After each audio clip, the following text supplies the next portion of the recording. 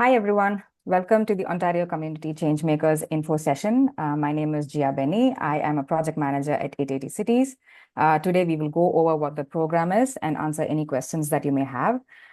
Please use the Q&A function to ask questions, and then we will answer them at the end of our presentation. If you need closed captions, please enable it on your end. And before we begin, I will start with a land acknowledgement. 880 Cities acknowledges that the land on which we are situated is a traditional territory of the Mississaugas of the Credit, the Anishinaabe, the Chippewa, the Haudenosaunee, the Huron-Wendat, and Petun First Nations. These lands are the site of Treaty 13 and the Dish with One Spoon Wampum Bell Covenant, an agreement forged between the Anishinaabe Nation and the Haudenosaunee Confederacy to peacefully share resources around the Great Lakes. We are mindful of broken covenants, violations of human and treaty rights, and affirm the United Nations Declaration on the Rights of Indigenous Peoples. It is our responsibility to actively interrogate and challenge settler colonial systems of oppression through our work.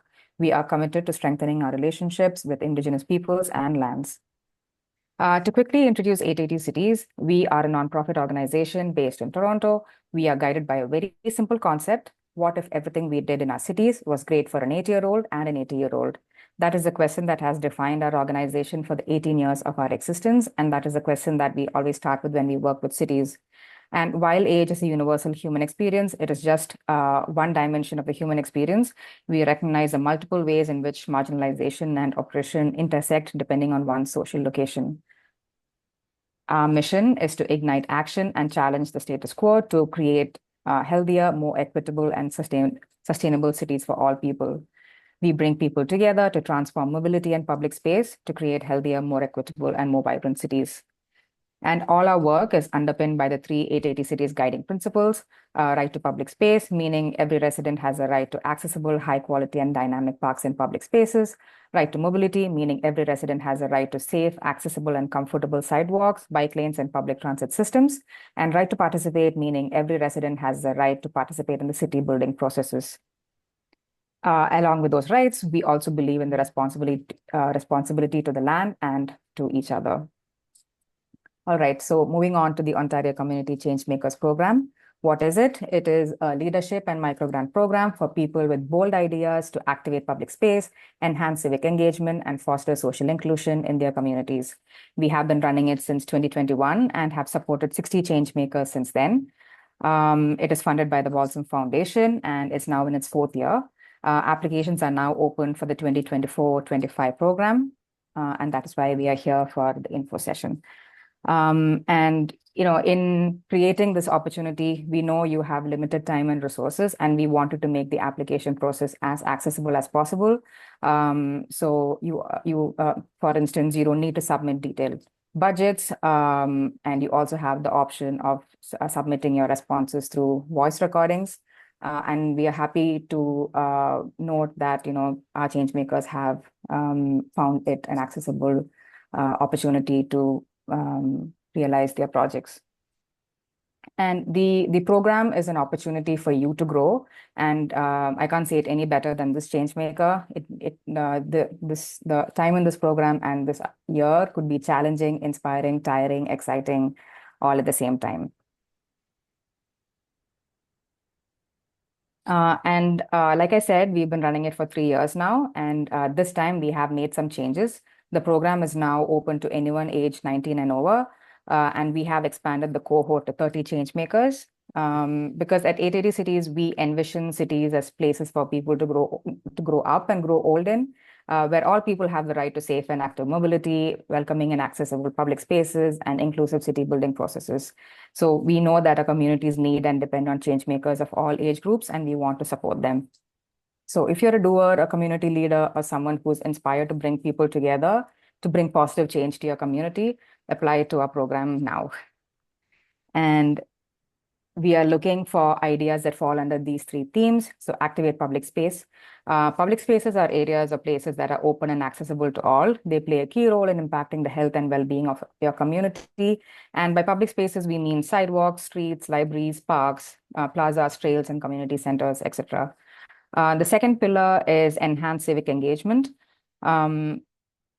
Bringing people and communities together to address common challenges or increase awareness of important issues is a fundamental aspect of civic engagement. So we're looking for project ideas that can spur people to take collective action and increase community participation in civic processes. And the last pillar is foster social inclusion. Our society has many barriers, visible and invisible. It prevents marginalized communities from accessing public spaces and participating in public life. So projects that seek to address those barriers are, what the kind of projects that we are looking for. And in terms of what you get the $5,000 in seed funding to implement one community project in 1 year. And you also get project management training, including budget, communications, and things like collaborating with other partners, growing your network, that kind of thing. You get access to a supportive and inspiring network of peers from across Ontario. You get ongoing support and mentorship from the 880 team. And in terms of who can apply, you must be 19 years or over at the time of application. Preference will be given to those who can attend all 3 days of the studio. Applicants must reside in the province of Ontario or in a First Nations territory within the provincial boundary of Ontario during the time of project implementation. And projects must also take place in the province of Ontario or in a First Nations territory within the provincial boundary of Ontario. Applicants must propose a community project that activates public space, enhances civic engagement, and fosters social inclusion. And we are encouraging people from the Indigenous, Black, and other racialized communities, folks from the 2S LGBTQIA plus community, women, and those underrepresented in the placemaking sector to apply. And if you're selected as a change maker, you are expected to attend all 3 days of the studio. The studio is an opportunity for you to meet your cohort and build a new support network. It is also an opportunity to gain hands-on experience with tools for developing project plans, budgets, etc. These are pictures from last year's studio. So, it will be a mix of tours and workshops. It's going to be fun. So the studio will be a 3-day studio. Day 1 is going to be virtual. It's going to be on October 17th. And then day 2 and 3 is going to be in person in Toronto. It's going to be on October 26th and 27th. So it's a Saturday and a Sunday, so a weekend. And yeah, so preference will be given to those who can attend all 3 days of the studio. And then I also wanted to highlight some of the change makers we have supported in the past. Maybe you'll get a better idea of the kind of projects and change makers we have supported. So first up is Tanisha. Tanisha's project was about activating public space and fostering social inclusion. The project was called Are You Afraid of the Dark? It was an interactive playscape for women and girls that combined LED lighting technology and seating to activate public space, promote inclusion, and enhance safety at night.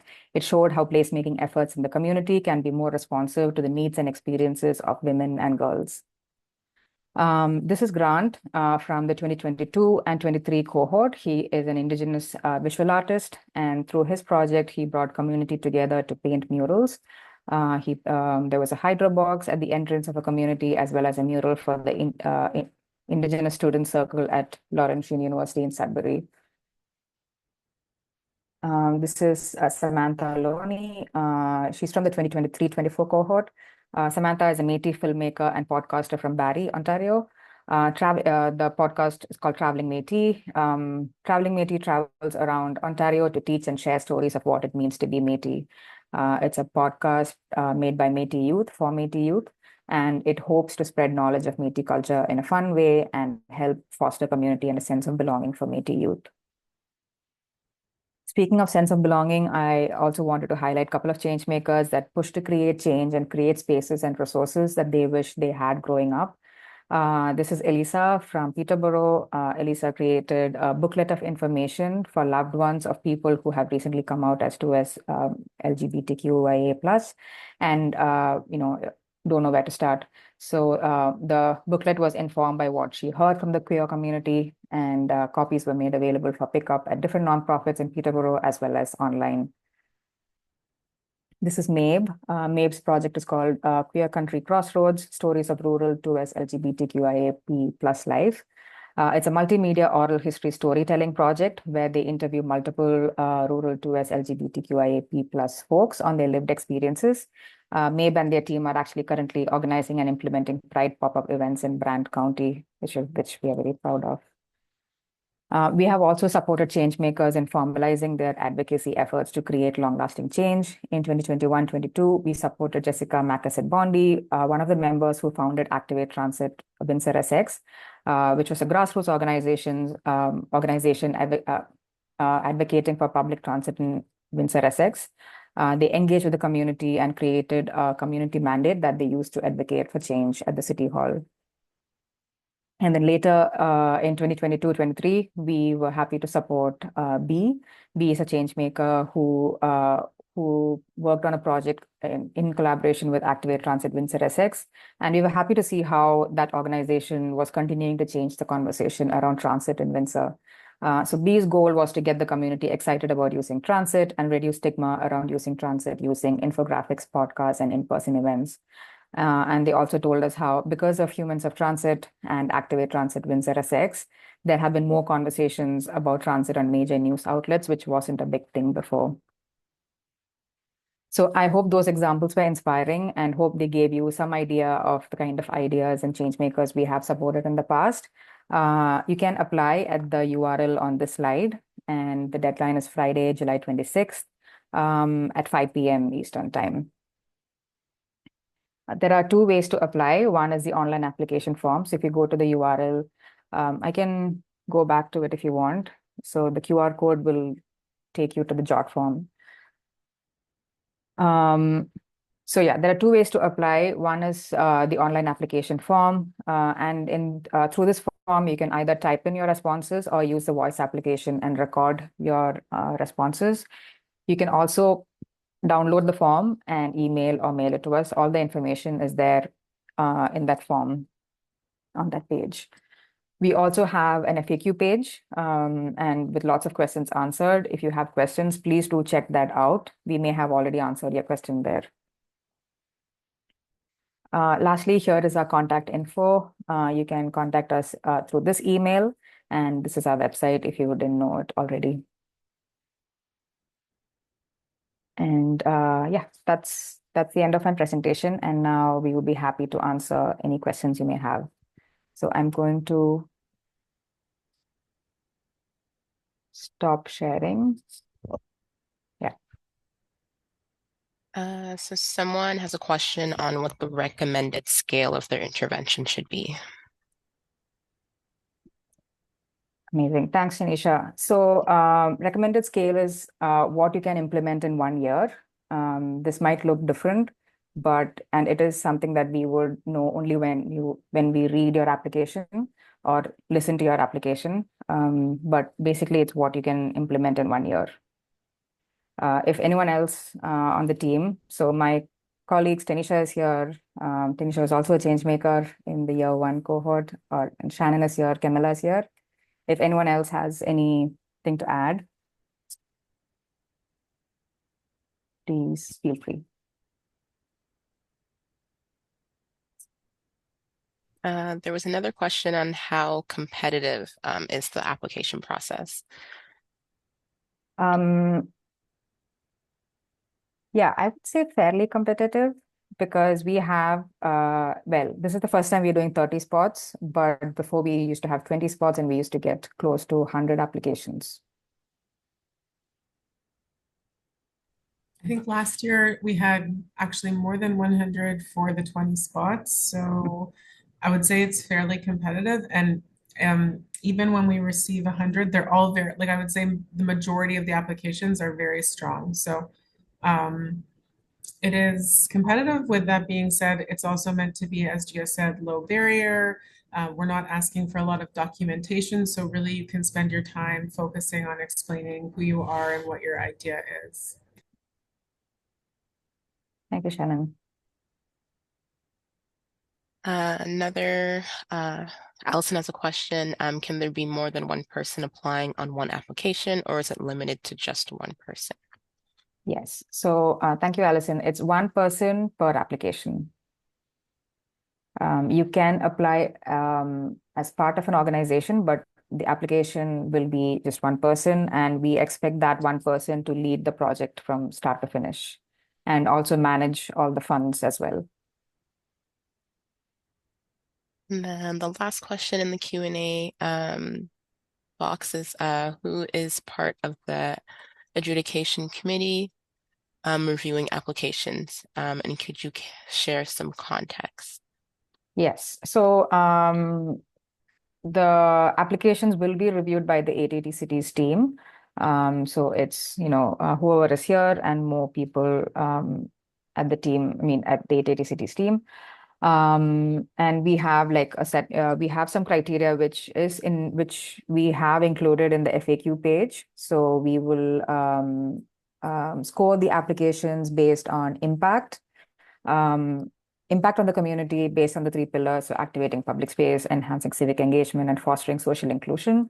And then innovation, how innovative is the project based on your context, and then capacity. Capacity of the individual to deliver the project. And all of this we should understand from your application. And yeah, and then the funder will also have, review the finalists. So, but yeah, that's how we would review the applications. Okay, thanks, Gia. There's another question. Can part of the budget go towards admin and the labor executing the project, or is it, if so, is there a typical percent of the budget allocated for that? Yes, so part of the budget can definitely go towards admin and the labor. We recognize your time and, it's very crucial to your project. There is no typical, I mean, there is no percent of the budget that we normally would want to set aside for it. Yeah. Shannon or Tanisha or Camilla, do you want to add to that? I would I say, would say, yeah, there's no typical percentage of the budget that should go towards labor, but if you think about the scale of the grant, you wouldn't want, certainly, I don't think you would want to exceed 25% of the budget on labor. Like if we think about how we plan budgets in our own project management, that would be like a reasonable limit. So I think if it was, 50, 60% on labor, that would be perhaps a flag, but ultimately it would be up to you to decide how the budget should look.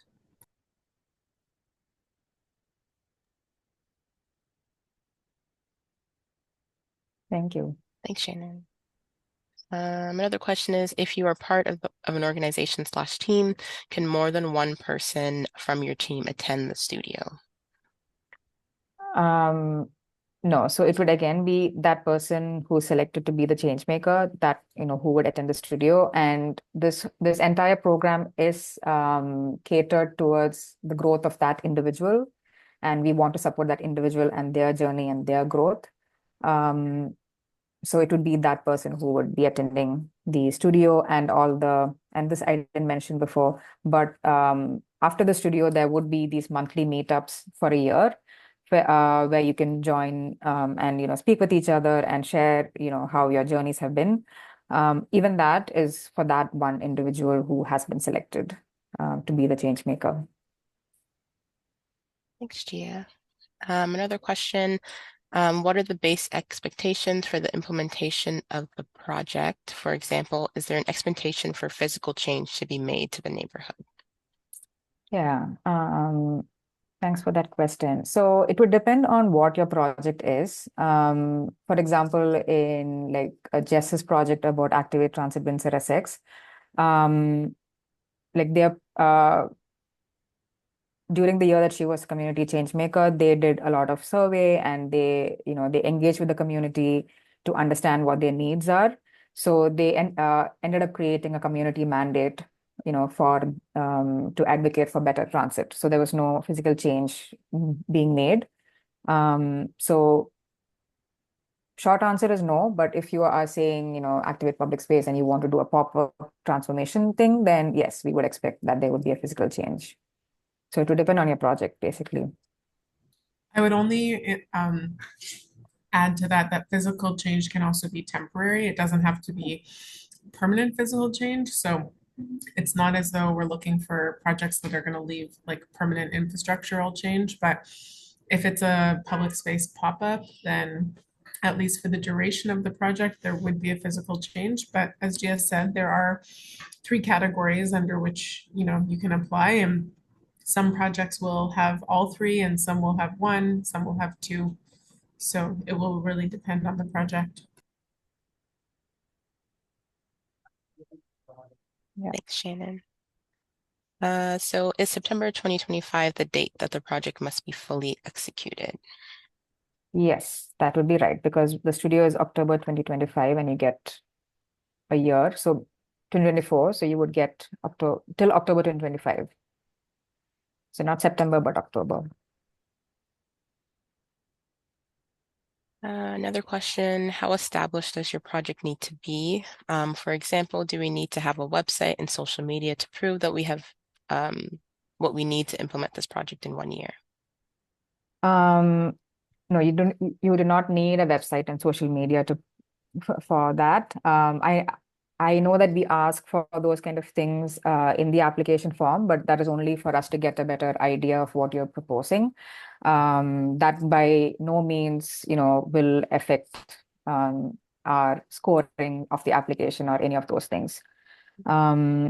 Yeah, Yeah. what we need is a well-established idea and a vision from your end, and that would be my answer to that.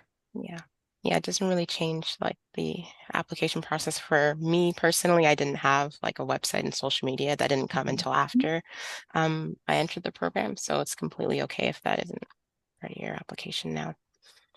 The project itself, as Gia said, doesn't need to be established, but we are looking for well thought out ideas. So if your application conveys that you have an idea that is within the scope of something that could be executed within 1 year, that would be for us an established idea. It doesn't have to be a project that's currently underway. With that being said, if the project is currently underway, you are still very welcome to apply. So it's not limited to either category. In some cases, the grant is a catalyst to help some projects get off the ground. And in other cases, the grant is an opportunity to kind of reinforce and level up small projects that have already started. Mhm. Thanks, Shannon. Next is, what is the reporting process like for the grantees? Example, will we need to track receipts? Yes, thank you for that. So again, like we said, we want to create a very low barrier kind of grant process. So we do not want like any reports on budgets. What we do want are a mid-year report and an final year report. So mid-year report would be 6 months from when you start, and then final report would be, at the end of the year. And that report could be, maybe Camilla, you can answer that better. The report would be in the form of a blog post, but Yes. yeah.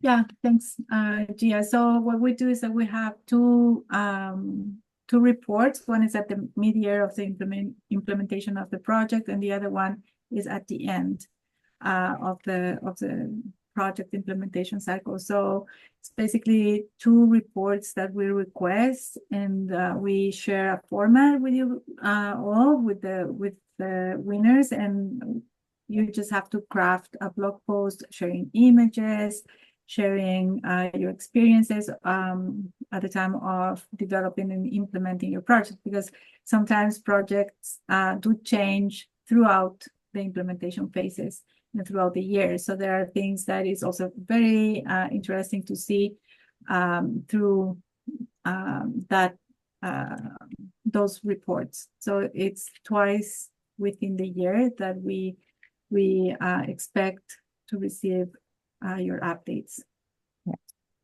The other thing I would add is, although we don't require budget reports, I would encourage everyone to keep track of their spending and their receipts, because the grant could be considered taxable depending on how you spend it. So you should keep a clear record of how the funds were spent to make sure you're not having to pay tax on any of those funds.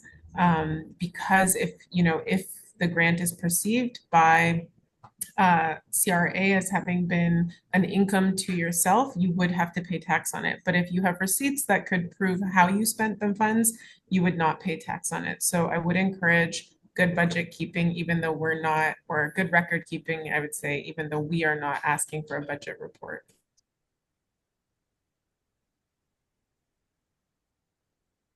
Thanks, Shannon.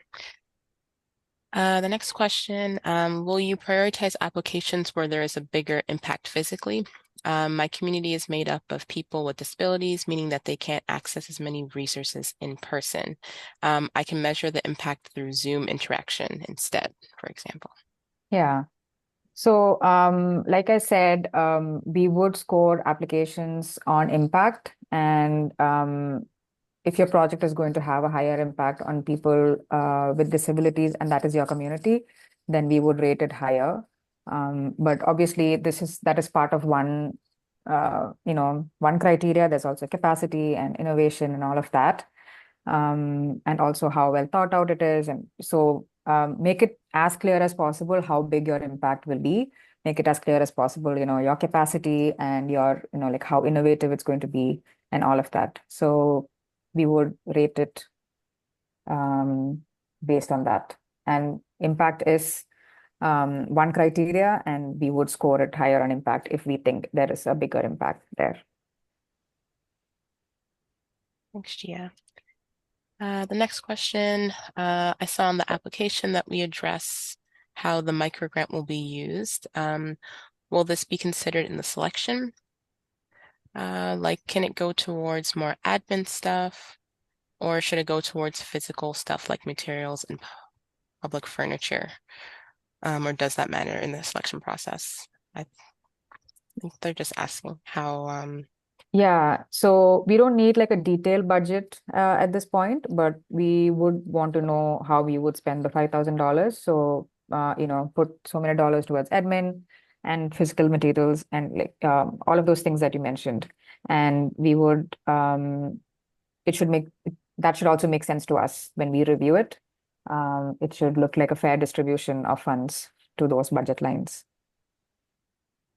Does that Also, answer the your question? budget you submit or the budget details you submit in your application go towards helping us understand, like, once again, back to the well thought out idea. So if you can detail how you anticipate spending the funds, it does help us understand that you have like a clear pathway and idea of how the project's going to roll out. But admin spending is fine. Physical furniture is fine. Like, we don't have a priority over what you're choosing to spend the funds on, but it does help for us to understand that you've thought about how to best use the funds. And if you can demonstrate that to us, it is helpful during the review process. Thank you. Another question is asking, who do I contact if I have questions about today's session? So you can reach out to our support email at occsupport at 880cities.org. I can add that in the chat. Next I added question. them. Oh, you added? Perfect. Thank you, Kim. Another question is, what does case study mean as an expense? Yeah. Do you want to answer that, Tanisha?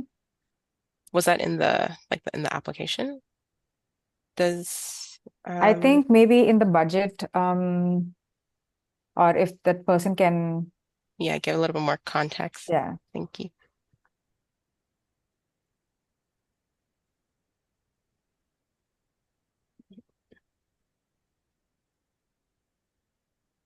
In the meantime, I'll just go to the next question.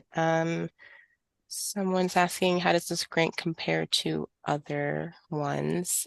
For example, the Youth Opportunities Fund. I do not have the answer to that. Yeah. I think that this grant is, I mean, it's similar to, I would say, many sort of micro grants or like employment initiatives that are youth focused. In this case, it's not simply youth focused. As Gia mentioned, we've opened up the funding category to 19 and above. And that is really to ensure that we're creating an opportunity that is different from other grants and that does speak to our methodology as an organization, like really thinking about the 8 to the 80, meaning thinking about how people of all ages can contribute to their communities. Part of the reason of changing that funding structure from the first 3 years was also because we did notice, especially in the post-pandemic landscape, a change around who is doing work in their communities and how. So I would say it's different in that way. And then I also think, the support you receive for the year long makes this grant really unique because we're investing not only in the project, but also in the individual. And so we've seen this grant, the results of this grant take many different forms in the sense that it's great to see the projects executed and we love those stories and we love seeing how that happens in space. But we also have seen the grant really change the lives of the people who have received it. So I do think it's different than other grants, but it's also doesn't have to be. Yes, if I can add to that, also OCC is a grant that supports individuals as well, not only groups, as the grant that you're referring to in the question. So adding to what Shannon is saying, we're also very focused on the individual growth in terms of the projects that they want to implement in their communities.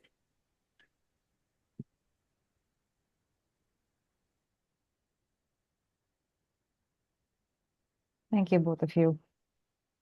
Mhm. Okay, so we have a little more context on the other question about case studies as an expense. So in the application, an example of an eligible expense we gave was capacity building, such as case studies and site visits. Yeah. So this would mean, suppose you want to do like pop-up traffic calming, features in your community, and then you want to travel somewhere and see how that looks like or what someone else has done. You can use some of the funds to do that visit. That is what that means. And so it would be judicious about how you allocate those funds. And like Shannon was saying, in this $5,000, don't allocate so much to that so that you don't have enough left over to do your actual project.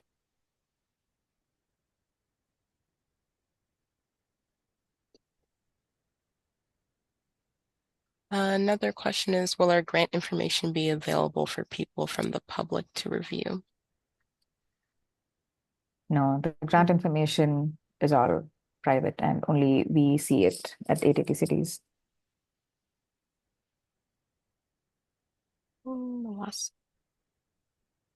The only caveat to that, as Gia said in the earlier response to who reviews it, so 880 Cities staff review the applications, as well as our advisory committee, as well as the funder will have a review of the applications that we select. So other than that, it wouldn't be made public in any way, and all of those people, of course, have signed, non-disclosure and privacy agreements. But just to be aware, it would be 880 staff, the advisory committee, and the funder. Thanks, Shannon.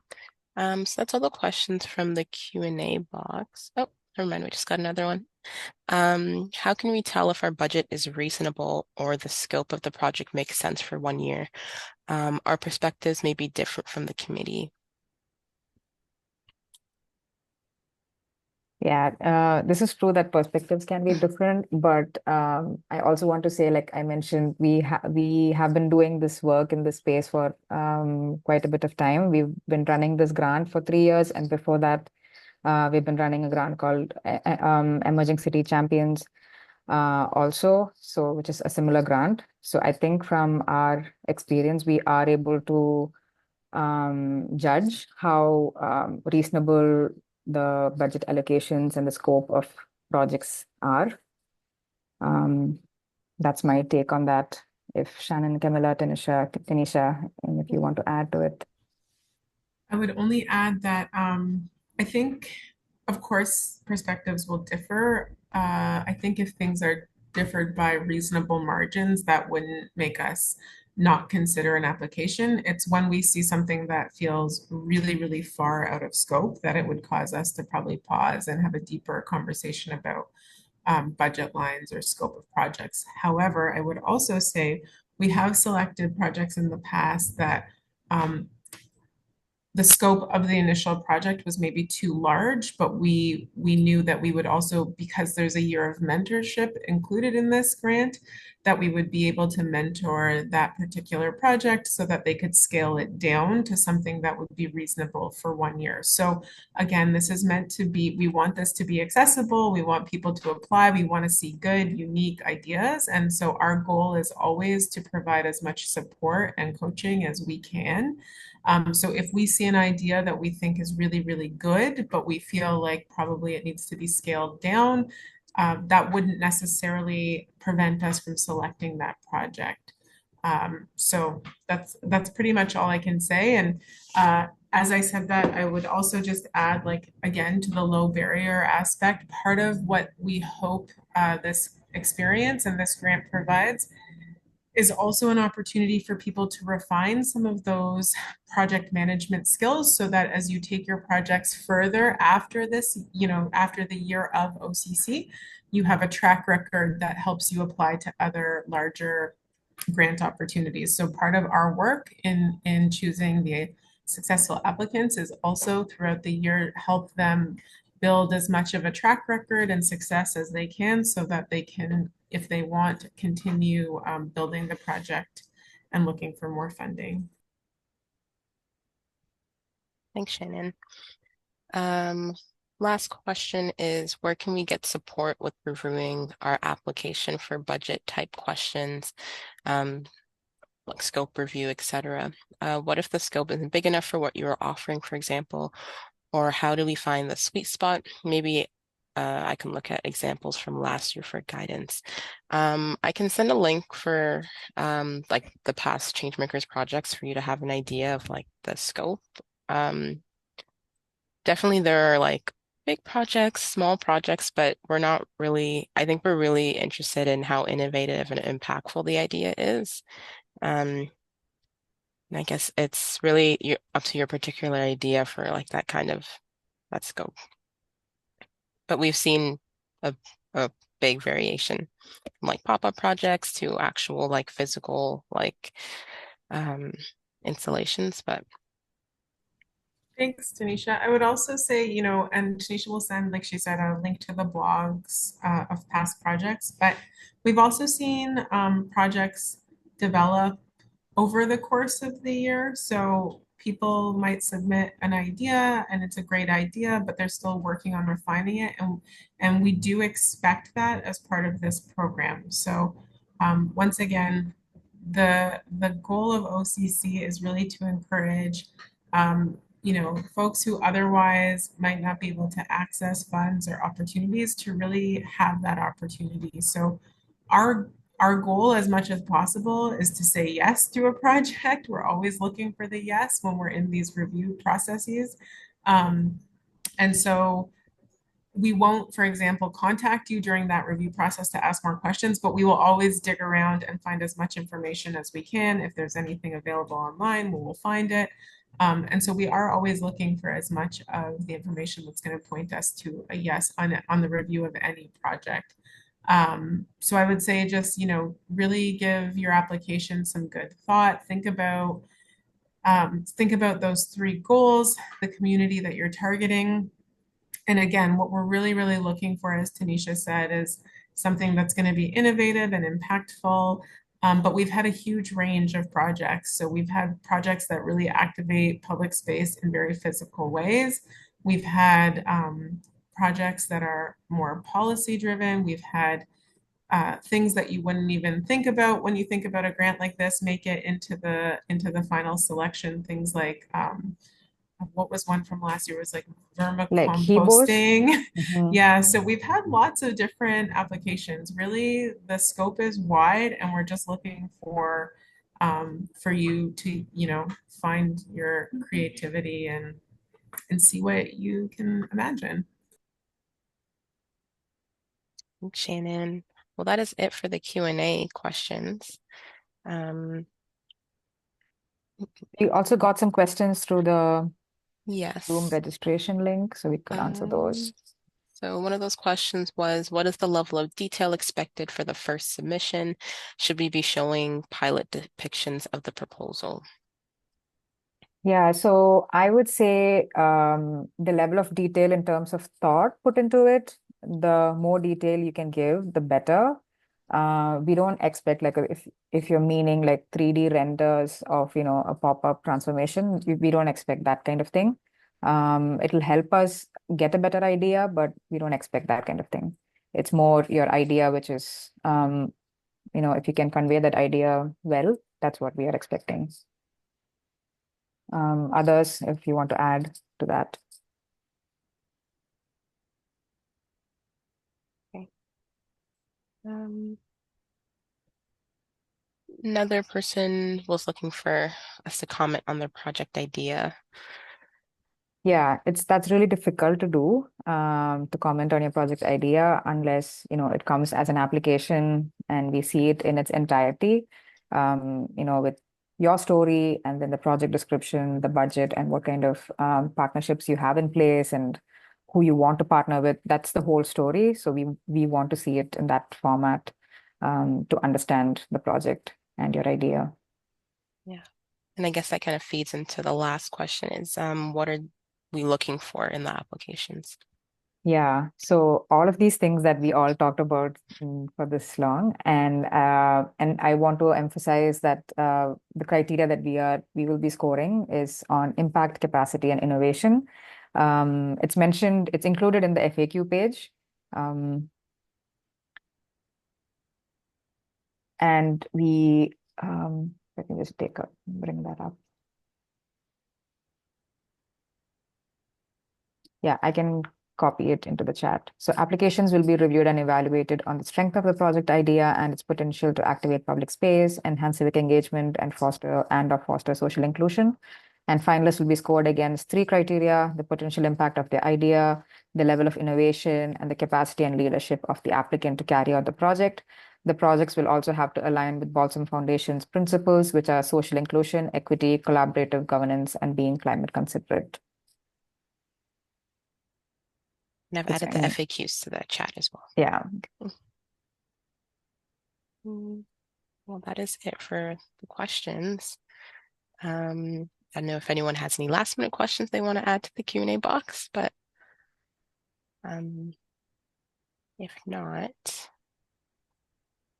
Yes, if not, I think this is going to be the end. We can wrap it up. This is being recorded, so we will have it posted next week. It will be available to view next week. In the meantime, this is July 5th, a Friday. We have 3 more weeks till the end of applications or till applications close. So yeah, hopefully this was inspiring and helpful for you to create your applications and put together an application for OCC. Hoping to see many of your applications this time. Did anyone want to add anything else? If not, we can wrap it up. Well, that's it. I'm just super excited to hear your ideas. Thank you, everyone, for participating today. Thanks, everyone. Thanks for joining. Bye. We're excited. Have a good weekend.